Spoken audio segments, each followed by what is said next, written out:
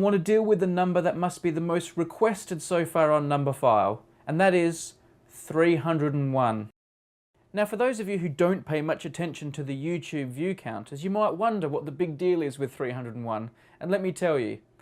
When a new video is uploaded, and if it's quite a popular one, you'll quickly see the view counter rise and rise and rise, and then it will get to 301, and it will freeze. And it will stay on 301 for a day, maybe half a day, and then it will start counting to higher numbers as usual. Now, a lot of people have been very mystified by this and have asked us to check it out. I'm Ted Hamilton. I'm a product manager for YouTube Analytics. So there you go. I've got in touch with the people who actually count the YouTube views. That is correct. Well, we actually have the computers do it. We don't count them ourselves, but yes. So before we get to this whole 301 malarkey, what is a view on YouTube? I've always wondered, is someone just pressing play counting as a view? Well, that's actually a bit of a YouTube secret. A view should be a video playback that was requested by an actual user who got what they were intending to get and had a good user experience. We think of views as a currency, and therefore we have to make a significant effort to eliminate counterfeit views, if you will. Now, I know that all sounds a bit mysterious, and we will come back to it later on in the video, but let's crack on with this 301 figure. And you're going to find out counterfeit views actually have a bit to do with it.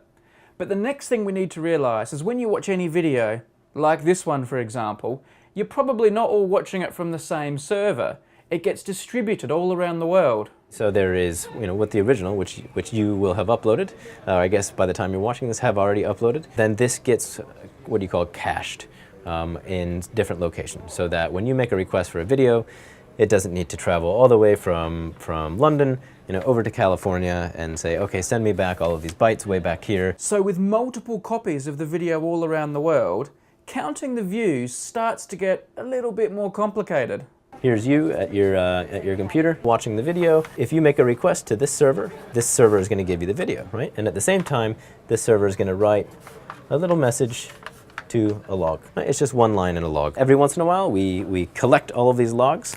So we'll ship this thing in from Central Europe or whatever into the central log collection area, aggregate them all together, and then go through and count them up. Well, okay, that seems simple enough, but it doesn't explain why the view counter freezes. Views, as mentioned, are a currency. When you have a video with a very small amount of views, then you don't need to be too careful about what that view was. However, once it gets to be above 300 and beyond, this currency we really need to verify and make sure that the number is what it purports to be. So this means that we have to go through a statistical verification process, and that statistical verification process actually takes some time. And thus we go from incrementing one by one to then saying, okay, now we're incrementing in batch, and all of these views that have been added on have been verified by YouTube to be real views. We are preventing things like bots to go in and add a bunch of views to a video, or we are preventing something that may have perhaps misled someone into watching a video.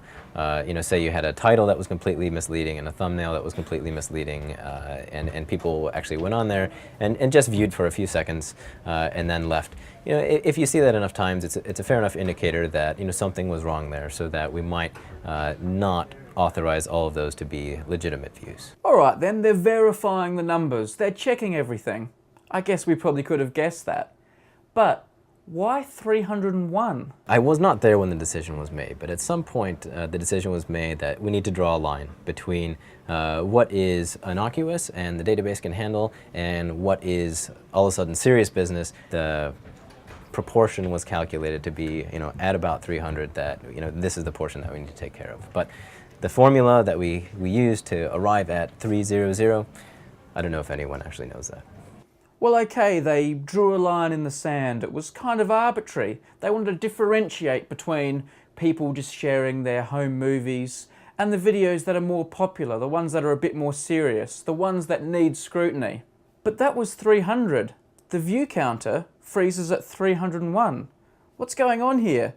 Is there a reason? Yeah, there is a reason, and the reason was the number 300 was chosen.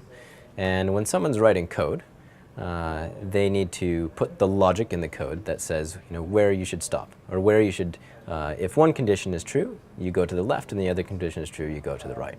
Now, this condition can be written like this. If the view count is less than 300, then go ahead and add 1 to the view count. Otherwise, go to X, where X is our, much more complicated view count pipeline. However, what actually got written was not this, but if view count is less than or equal to 300, then increment the view count. So what this means is, if the view count is at 300, it says, is the view count less than or equal to 300? Yes, it is. Let me add 1. So then you end up at 301. Let me recap what's going on here. The code which is controlling where this view counter freezes contains a less than or equals to sign. So that means when a new early view comes along, it's checked against the code. Say the overall view count on the database is 299. Okay then, we'll let another one on. Here comes another view. Now the view count is 300. That isn't less than 300, but it is equal to 300. So the code lets another view jump onto the total. Now we're at 301. And when another view comes along, it's not less than 300, but it's also not equal to 300 anymore, and the door is shut. There are going to be no more views added to the publicly visible count until YouTube have done their checks, and that will take half a day to a day. Then, of course, all the extra views that have been counted in the interim all pile onto the total. Nothing's missed. At least that's what I'm told. Yeah, so whoever wrote this code probably did not realize the magnitude of what they were doing. This view counts have been around since the beginning of YouTube, and who was to know what YouTube would become? So yeah, that was actually a rather monumental second of time in San Bruno, California, when a coder decided to write that logic in, and it is now one of the idiosyncrasies of YouTube. Now I can hear some of you screaming at your computer screens. The view count doesn't stop at 301. Sometimes it stops at 302, or 305, or 310. What's going on there? There's an explanation for that too, and that comes back to how I was saying the videos are shared around servers all across the world. So here's what's going on there. The views are coming in from the logs at the different videos, the different places around the world, and they're coming to this central database. And we know the door's going to be shut at 301. We just explained that a minute ago. But what happens if views are coming in at the same time? Someone watched it in Africa at the exact same time, someone watched in Europe. Now we've got multiple views coming in. Checking if they're allowed to join the count. Yes, they are. It's less than or equal to 300.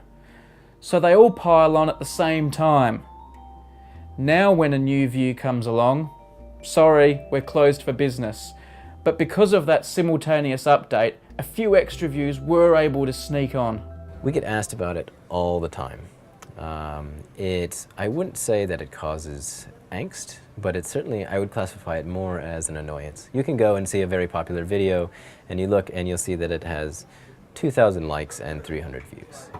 That's a little bit interesting. Well, the issue there is that we don't put the likes through the same rigorous process, and likes are far fewer in magnitude, so our systems can handle them more easily. But the views do freeze, and it can result in some awkward situations, but that actually results in terrific videos like this. So.